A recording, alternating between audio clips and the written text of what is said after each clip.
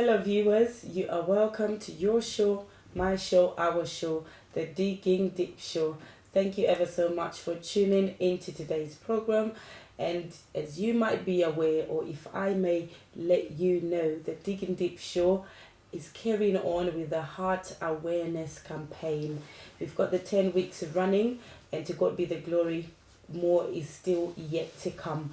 And the more reason why we are bringing this heart awareness to you is for all of us to know what these cardiovascular diseases are all about, and for us to know ways of preventing them. And as you know, we've got experts coming to the studios, experts teaching and training us on these conditions. And many thanks to Awards for All for sponsoring this program, and obviously to you, our viewers, for tuning in every Saturday in order to receive awareness. And with me in the studios today is a beautiful lady, Sizeni. You are welcome to the show. Thank you. Can you please tell our viewers about yourself and what you do? It is a blessing for me to be here. I thank God for that. Thank you. My name is Sizeni Hadebe. I'm a cardiac nurse. Wow, Sizeni, thank you for coming to give awareness to our audience. And as we've already been told so far that kind of most of the black minority, we are more at risk and more prone to cardiovascular diseases, the more reason we are inviting experts like you to come to the show.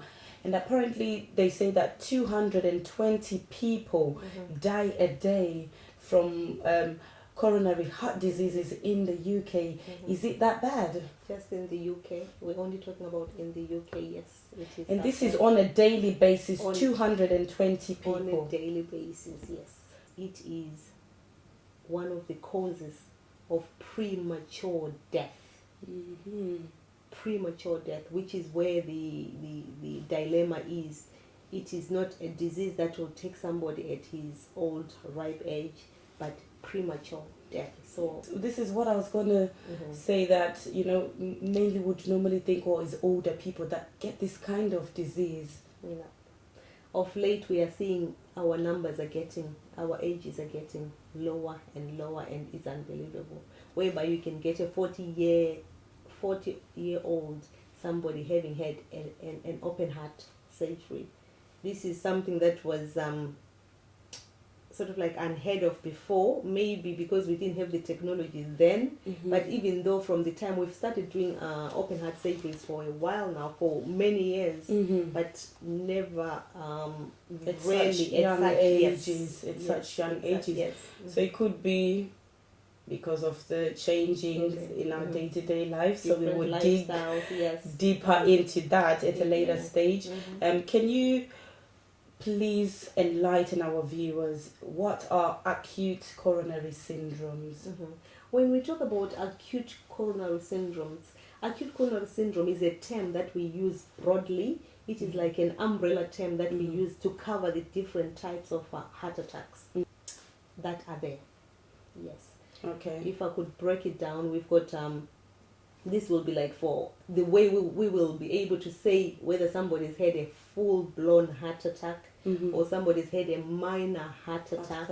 So all these terms, they come under the term acute coronary syndrome. When they come into hospital, when they come to us, when we are doing the diagnostic now to find out, to say, we actually will do the tracing, what we call an electrocardiogram. With the electrocardiogram, it will pick up something if there is any ST elevation showing on that tracing, whereby it is showing the heart rhythm. Then we can say somebody has had whether a non-ST elevation MI or they've had an ST elevation MI. I know it sounds a bit it sounds big, but we are here to dig deeper into that. That's why the Digging Deep Show is digging deep to save lives and in order to raise awareness. Can you tell us what the symptoms of heart diseases are? If I could just go back slightly to the terms that I was trying to talk about. If somebody comes in with a full-blown heart attack, what are we talking about? We're talking about, like, to say the heart muscle is what is damaged. So that's when we'll call somebody's head what an ST elevation, MI, and with just partial blockage of the artery, but there's still some kind of flow in the arteries, then we can call it what a non-ST elevation, MI. Okay. Or somebody saying like an unstable, what we call an unstable angina. Unstable angina, when they get pains seated doing nothing, they get the chest pains. So that's how we sort of like put them under the same what, because all of them, all the three are what, they are similar and they are very, very high risk. Wow, we are digging deep to save lives, and thank you, Sizeni, for being with us on the show. Can you tell us if the pain is different between men and women? Women, the pain is it's hard to say whether the pain is the same or different between men and women, because every individual presents differently. Though we've got textbook presentations whereby somebody will say, I felt this heaviness on my chest, I felt like an elephant was sitting on my chest, or I felt like... So somebody can actually feel that? Yes, that is how they'll come and describe, to say. So we rely on their individual descriptions. Or I felt like I was being strangled, I couldn't even breathe at all. Different symptoms, everybody will come in with their own different symptoms. Or I just felt lethargic, just tired, excessive tiredness that I've never experienced before. Or I just felt, my arms are heavy. Just my right arm is heavy. The minute somebody says my right arm is heavy, they don't associate it with a heart attack, because they think when you're having a heart attack, it's on your left side. So no, this pain that I'm getting is on my right. So heart attack is out. Or I am getting indigestion. I've got such bad indigestion. I've never experienced such bad indigestion. They're coming in, they think it's indigestion all the time, it's something else. Or just shortness of breath. All of a sudden, I'm just struggling to breathe, Those are some of the symptoms that we sort of like see. And with patients who are already diagnosed as diabetic, or with other renal problems or whatever, they can present different as well, with different symptoms. Some people can be having a heart attack and not having any pain at all. But they'll just feel that something is just not right with me. What is it? I don't know what it is, but I don't feel right. And are you in any pain? I am not in any pain. Then when we do our tests and our checks, then we find they're having a heart attack. So would we say it's better to trust your feelings? Your instincts, basically? Yes. You know your body. Everybody knows their body. So the minute you feel, this is not me, this doesn't feel right, I just don't feel right, it is important to seek help. Yes. But once you get any of the symptoms, crushing chest pain, indigestion type of pain that is just like uncontrollable, you are sweating, you are nauseated, you are just not well, it is very, very important to seek help. You hear that for yourself? Look after yourself more than what we are doing now. We need to do that. I feel we need to be aware of our bodies, and at the same time to really take control. Control of them. And our viewers may also want to know if the pain presents differently with certain groups of people. I would really not. Pain presents differently with everybody. I would say with maybe, if I can just say, with diabetic people, because of their circulation problems, they might not get the pains that a normal person without diabetes might will get. Yes, maybe those are some of the kind of the classic ones. Somebody who's got dementia, because they 1 minute they can get the pain, I'm in pain, the next minute say, are you in pain? You can see just their way they're reacting, the way they've... And some of the questions coming from our viewers regarding this heart campaign, heart awareness, is how a heart attack is diagnosed. When you come into hospital, like let's say you've got the symptoms, whether our advice is, if you are getting any kind of chest pains and you're not too sure, you've been to your GP. GP is the first point of contact. But if you happen to feel this is more than just a GP's visit, you come straight to us. What we do is, you get to us, we do a tracing of your heart. It is called an electrocardiogram, what we call an ECG. So with the ECG, we put stickers on your chest and print out something. From that printout, something can show from the printout if there is any cardiac event, if there is anything happening.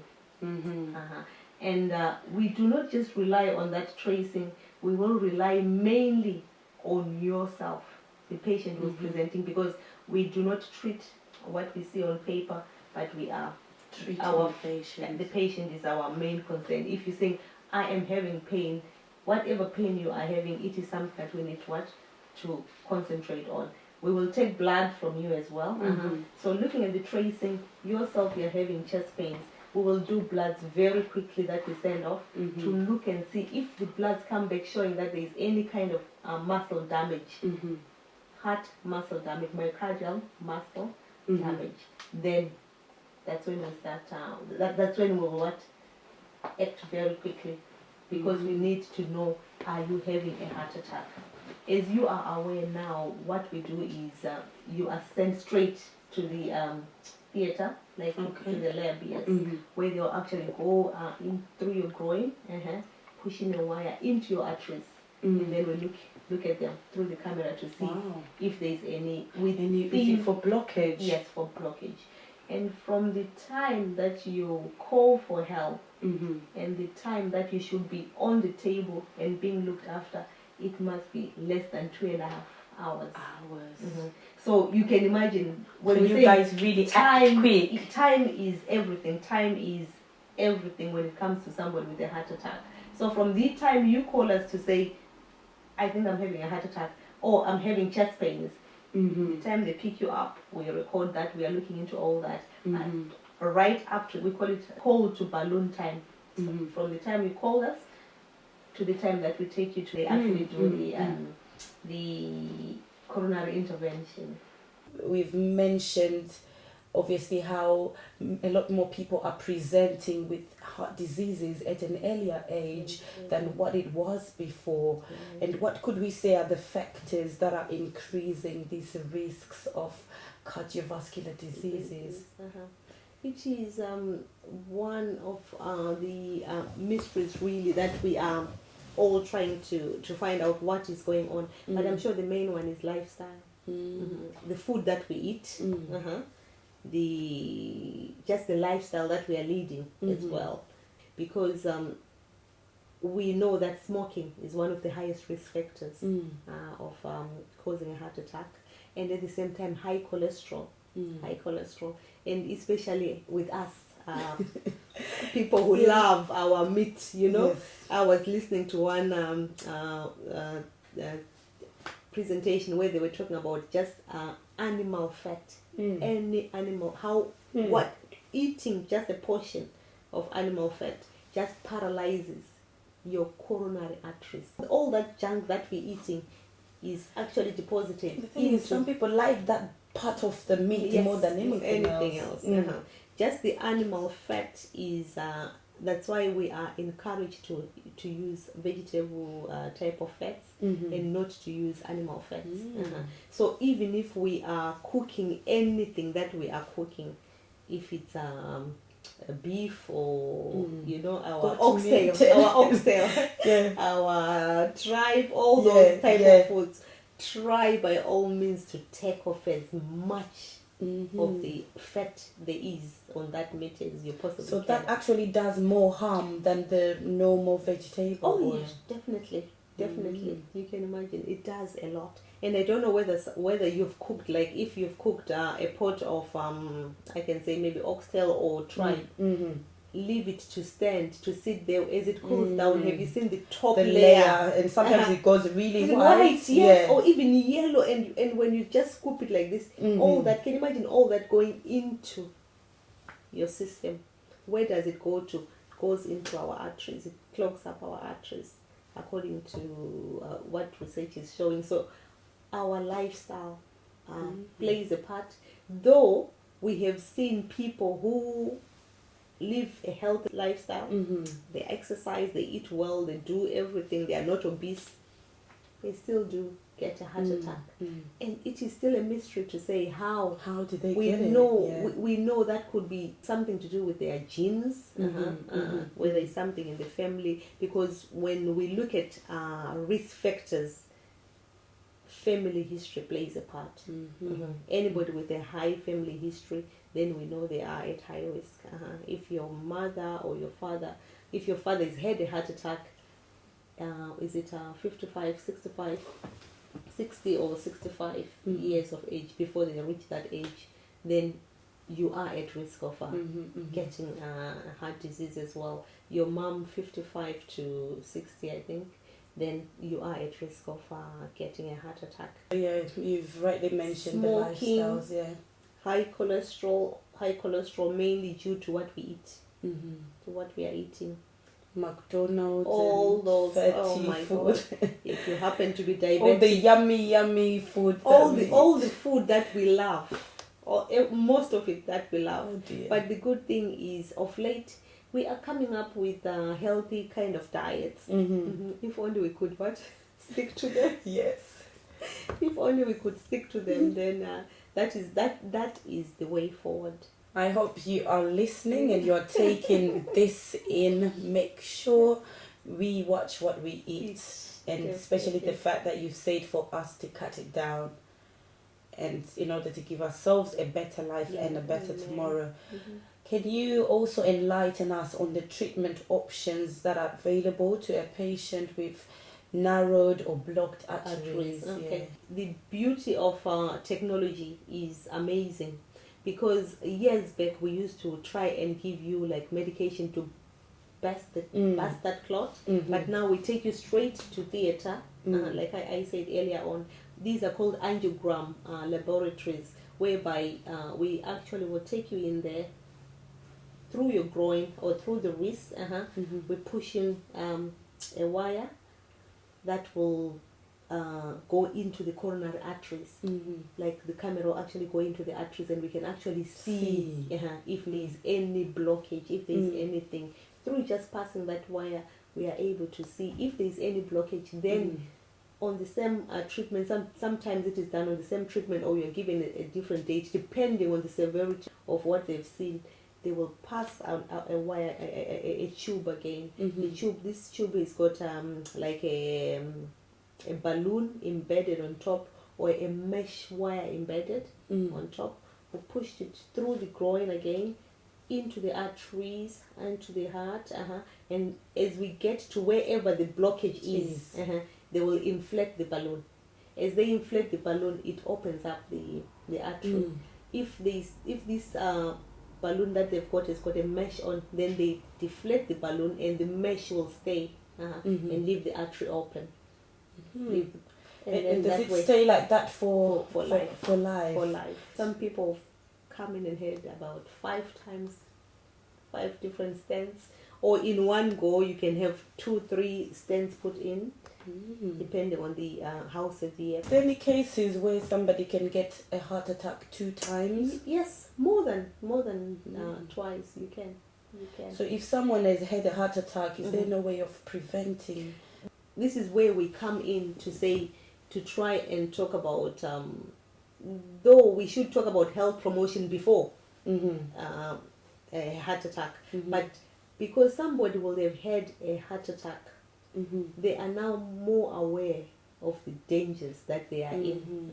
When you try to talk to them, if it is somebody who used to smoke, when they've had a heart attack, and you say to them, you need to stop smoking, they will stop smoking very quickly. Quickly. But before they get a heart attack, you can say to them, this smoking is not good for you. You need to stop smoking. They will hear those, because there's no risk. Yes. The understanding is not as when they've actually had the talking about people like us to say, you need to lose this weight, you need to go to the gym, you need to exercise regular. But once you've had, like, we can call it a scare, whether it's a minor heart attack or your chest, you're getting chest pain. So that kind of wakes you up. Yes, wake up call. Then you'll find yourself to say now people are sort of like aware of the need of a healthy lifestyle. And what I can say to you is don't wait until that happens. Amen. Prevention is always better than cure. Amen. What is cardiac rehab? With cardiac rehabilitation, it is one of the very, very important roles that I've looked at and seen that our cardiac rehabilitation team plays a very important part. When our patients have had a heart attack, some of them, it has just happened so sudden, they don't even know what has hit them, because a heart attack, it is, like we say, it is life-threatening. Somebody could have been just doing their chores without a clue, and all of a sudden you've got a heart attack. So for them to actually take it in to say, but I am healthy, I exercise how many times a day, I eat how come I've never smoked or whatever. So for them to really understand to say you've had a heart attack, by the time they do, they really just go really down, So trying to pick them up now, making them aware to say, yes, you've had a heart attack, but this is not like the end. You are aware of what has happened to you. You are aware of the risk that your health is at. So now let us rehabilitate you and take you back to your normal. You can go back to your normal living, and even better than what you were before the heart attack. So is it a place where they they actually come in? We've got programs that are done after you've had a heart attack, after you've had your treatment. Then they are given a exercise program. It is done under a monitored system. You've got physiotherapists there who are trained to look after somebody who's had a heart attack. So the exercises that they're going to start off are very gentle, light exercises, and talking to other people as well, and being in groups, being aware of that the health is just there for you. It is amazing. So is it everyone that has a heart attack that is recommended to go for the cardiac rehabilitation? Everybody who's had a heart attack is recommended to have. Then obviously they won't be able to come into the exercise program where they are doing it with other people. But even at home, we've got different type of exercises that you can actually do, or different types of activities that you can do just to keep you busy and keep you and make you and be aware of changing your lifestyle, the way you, maybe whatever it is that you use to eat, your diet and things like that. So there are different type of programs for individuals. They can be tailored to your individual, but it is something that is for everybody who's had a heart attack. Thank you so much on that. And I just want you to look into the camera. Tell our viewers what can they do to really prevent themselves from getting heart diseases. The main thing is looking after ourselves, and our diet is something that we really need to look into. Our lifestyle. If you're somebody who is a smoker, if you're somebody who lives like a sedentary type of lifestyle whereby you don't exercise or do anything, it is very important to get into some kind of exercise, cardiovascular, where we actually can feel that you're doing something with your heart. And with anybody who knows that they've got a family history in their anybody in their family who's had a heart attack, it is important for you to be aware that whatever symptoms that you get when you go to your GP, the GP must know that yes, you are somebody who maybe your mother, your father, your brother, your sisters, siblings have had a heart attack. So whenever you go in complaining about chest pains, any kind of chest pain, I'm having indigestion type of pain, my arms are heavy, or I've get this jaw pain, it might not be associated with anything. It really must be investigated to find out, is it anything to do with your heart or not. If you happen to be somebody who smokes, it is very important that you quit smoking. Thank you so much, Sizeni, for enlightening us.